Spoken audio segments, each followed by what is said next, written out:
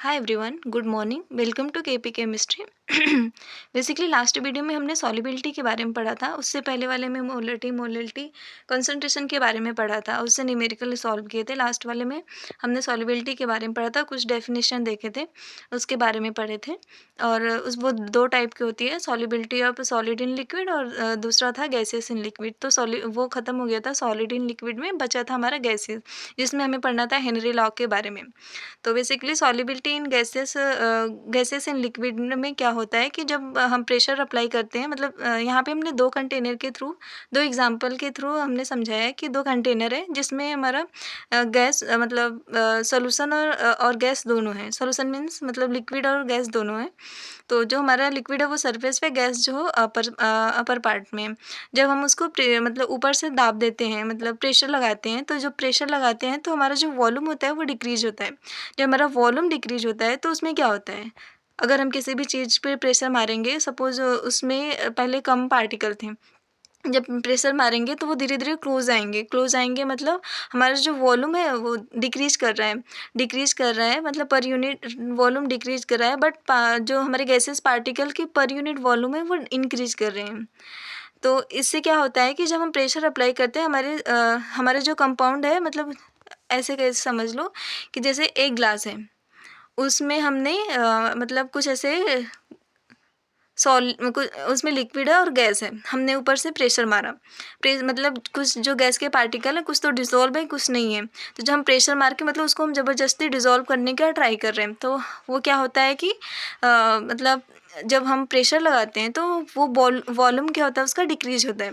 Volume जब decrease होता है तो मतलब जो गैस के पार्टिकल है उसके मतलब सॉल्यूशन में मिसिबल होने की प्रोबेबिलिटी बढ़ जाती है। तो यही इसका मतलब यही है कि जो हमारा प्रेशर है अप्लाई करने के बाद वो सॉल्युबिलिटी मतलब प्रेशर इंक्रीज जब करेंगे तो हमारे जो सॉल्यूशन की सॉल्युबिलिटी है वो इंक्रीज करती है।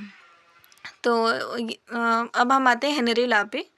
Henry law basically first law है जो हमें क्वांटिटेटिव रिलेशन बताता है प्रेशर और solubility of gases in solution में।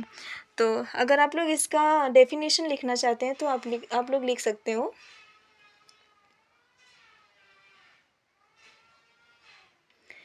हेनरी लॉज, एक मिनट, हाँ, हेनरी लॉ के बारे में अगर आप लोगों को लिखना है तो लिख सकते हो। The law state that Henry law state that at a constant temperature the solubility of gas in a liquid is directly proportional to the partial pressure of the gas present above the surface of the liquid or solution। फिर से लिख लो। Henry law state that at a constant temperature the solubility of a gas in a liquid to directly proportional to the partial pressure of the gas present above the surface of the liquid or solution। It means जो हमारा Henry law है वो बोलता है कि मतलब जो हमारा पार्शियल प्रेशर को हम पी नॉट से भी प्रेजेंट करते हैं, P0 भी बोलते हैं उसको, वो डायरेक्टली प्रोपोर्शनल होता है हमारे मोल फ्रैक्शन पे। तो जब आप इक्वेशन में देख सकते हो P not is directly proportional to mole fraction. तो यहाँ से हम जब प्रोपोर्शनलिटी को हटाएंगे तो वो कांस्टेंट में चेंज होगा, तो वो हमारा हो जाएगा KH। तो इन दोनों के बीच में हम ग्राफ खींचते हैं जो हमारा मोल फ्रैक्शन होता है और पार्शियल प्रेशर के बीच में। तो हमें एक स्ट्रेट लाइन दिखने को मिलता है जो पास करता है ओरिजिन के थ्रू। आप लोगों को याद होगा कि जब हमारा मतलब कोई कांस्टेंट नहीं होता है तो हमेशा जो हमारा ग्राफ होता है वो ओरिजिन के थ्रू पास होता है। जैसे y कोई तो था ना MC, और वो कांस्टेंट वाला वो फॉर्मूला के थ्रू। तो यहाँ पे जो KH हमारा है वो हेनरी कांस्टेंट है। वन मोर थिंग यहाँ पे बहुत ही इम्पॉर्टेंट है कि जो हमारा KH है वो मतलब सभी गैसें के लिए गैस के लिए कांस्टेंट नहीं होता है। डिफरेंट गैस के लिए वो वेरी करता रहता है। अब हम इस पर एक एग्जांपल देखेंगे, फिर फर्दर हम दूसरे टॉपिक पे चलेंगे। यहाँ पे मैंने एक क्वेश्चन लाई है कि if nitrogen gas is bubble through water at 273 kelvin, how many millimoles of nitrogen gas would dissolve in 1 litre of water, और assume that nitrogen extract a partial pressure of 0.987 bar, given that जो हमारा Henry law है उसकी value दी है 76.48 kilo बार। यहाँ पे basically हमको क्या क्या दिया है पहले हम वो देखेंगे। यहाँ पे हमको पूछा है मतलब टेम्परेचर दिया है, टेम्परेचर का इसमें कोई रोल नहीं है। और नाइट्रोजन हमें पूछा है कि नाइट्रोजन का मिलीमोल में हमें नाइट्रोजन को निकालना है, और हमें यहाँ पे KH की वैल्यू दी है, कितनी दी है 76.48, और हमें पार्शियल प्रेशर भी दिया है 0.987। तो हम डायरेक्टली फार्मूला लगाते हैं P0 is equal to KH into mole fraction. तो यहाँ से मोल फ्रैक्शन हम पहले निकालेंगे क्योंकि हमें मिली मोल्स चाहिए नाइट्रोजन का, तो मोल फ्रैक्शन निकाल लेंगे। तो यहाँ से P is equal to KH, P की वैल्यू 0.987 बार और 78.48 किलो बार है। तो हमें ऊपर तो बार है यूनिट, हाँ एक बहुत ही इम्पॉर्टेंट बात, अगर जब भी हम सॉल्व करते हैं क्वेश्चन, अगर हमसे नहीं भी होता है तो हम पहले यूनिट पे जाते हैं। अगर यूनिट हमारा मतलब कट रहा है तो मतलब हम सही डायरेक्शन में जा रहे हैं। तो यहाँ पे हमारी यूनिट ऊपर क्या है, मतलब जो मोल फ्रैक्शन होता है वो यूनिट लेस होता है। तो यहाँ पे हमारा जो बार है ऊपर, नीचे किलो बार है, तो हमें किलो बार में को बार में चेंज करना होगा। तो 10 टू पावर मतलब किलो बार है तो मतलब जो हमारा नीचे है उसमें 1000 से मल्टीप्लाई करना होगा, फिर वो जो ऊपर जाएगा वो 10 पावर -3 में बदलेगा। और जब हम इसको सॉल्व करेंगे तो 1.29 इंटू 10 पावर -5 आएगा। तो ये हमारा क्या हुआ, मोल फ्रैक्शन। हमें निकालना क्या है, नाइट्रोजन का नाइट्रोजन्स का मोल्स निकालना है, वो भी मिली मोल में। तो हम बस यहाँ पे पुट कर लेंगे मोल्स फ्रैक्शन जो होते हैं जिसका हमें निकालना होता है उसका सॉरी उसका हम यहाँ से क्या कर लेते हैं, मोल लिख देते हैं अपन टोटल मोल। तो टोटल मोल में क्या है कि हमारा नाइट्रोजन है और हमारा ऑक्सीजन है, तो मतलब वाटर है तो उसमें ऑक्सीजन। तो यहाँ से हम कर लेते हैं कि मोल फ्रैक्शन की वैल्यू रख लेते हैं, और हमें नाइट्रोजन का नहीं पता उसको लिए n लिख देते हैं। जो हमारा ऑक्सीजन का होता है मिलीमोल वो 50.5 होता है। तो अब हम देखते हैं n प्लस 5.5 है, तो यहाँ पे हम देखेंगे कि हमारा n जो है अभी तो हमें पता नहीं है, और जो मतलब जो ऐड हुआ है वो ज़्यादा है। तो कभी कभी क्या होता है ना कि n की वैल्यू को जो हमारा जो नीचे होता है उसको हम नेगलेक्ट कर देते हैं। तो जो यहाँ से वैल्यू आ जाएगी 1.29 into 10 power -5 is equal to n/55.5। जब हम इसको सॉल्व कर लेंगे तो हमारा आ जाएगा 7.16 इंटू 10 पावर -4 मोल। बट हमें किस में निकालना है, मिली मोल। तो 1 मोल इज इक्वल टू 1000 मिली मोल से हम डिवाइड कर देंगे तो हमारा आंसर आ जाएगा 0.16 मिली मोल। अब भी हम डिस्कस करेंगे हेनरी लॉ के एप्लीकेशन के बारे में।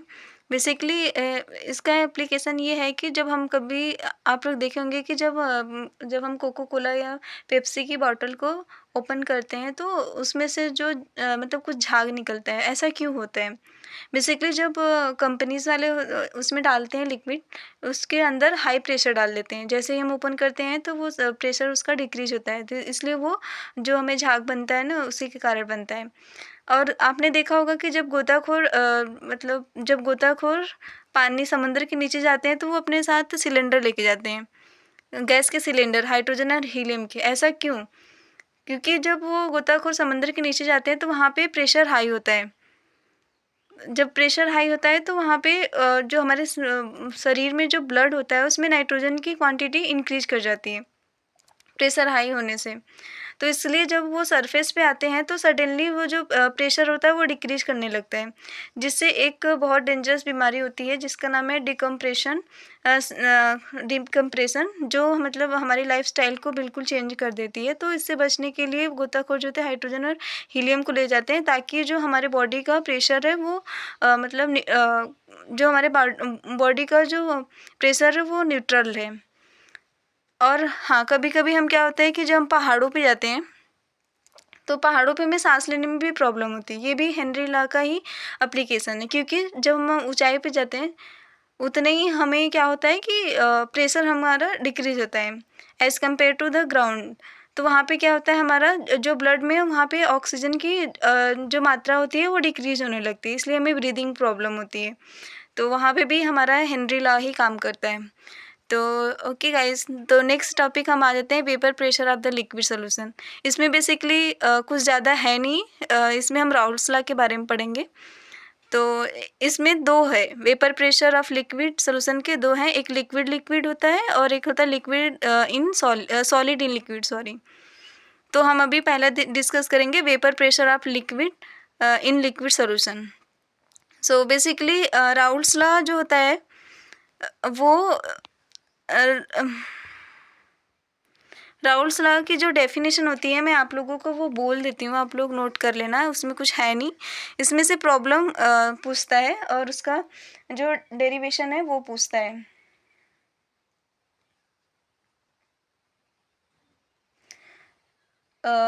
आप लोग उसका डेफिनेशन लिख सकते हैं।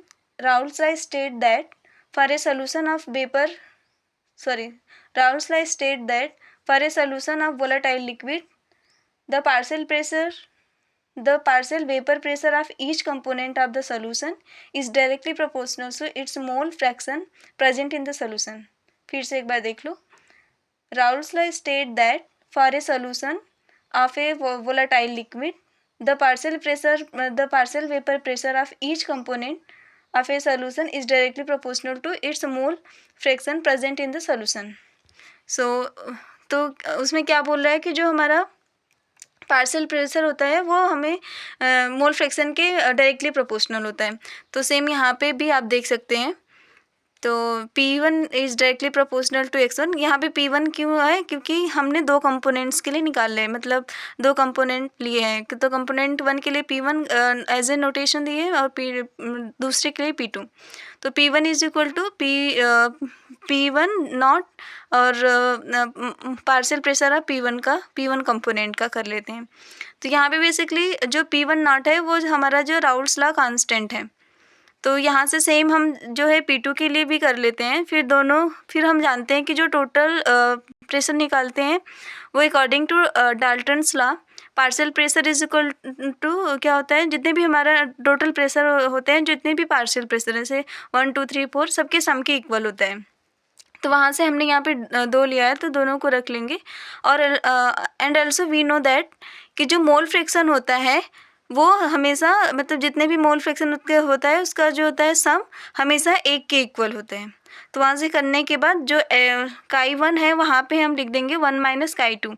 तो फिर वहाँ से हम सॉल्व करेंगे। तो P1 P total is equal to partial pressure total is equal to pressure total is equal to partial pressure of 1 component plus P2 not minus P1 not into chi2। ये हमारा हो गया हेनरी लॉ। और यहाँ पे एक diagram भी दिखाया गया है जिसमें आप देख सकते हो। बेसिकली इस डायग्राम में क्या है कि यहाँ पे मतलब ये जो ग्राफ है, जो डायग्राम है वो मोल फ्रैक्शन और पार्शियल प्रेशर के बीच में है। तो यहाँ पे देख लेते हैं कि जब हमने मोल फ्रैक्शन को 1 लिया है तो एक साइड में हमारा 0 है, मतलब वहाँ पे मोल फ्रैक्शन 1 वाला नहीं है। जब हम जहाँ पे मोल फ्रैक्शन 1 कंपोनेंट का 1 है वहाँ पे 2 का नहीं है।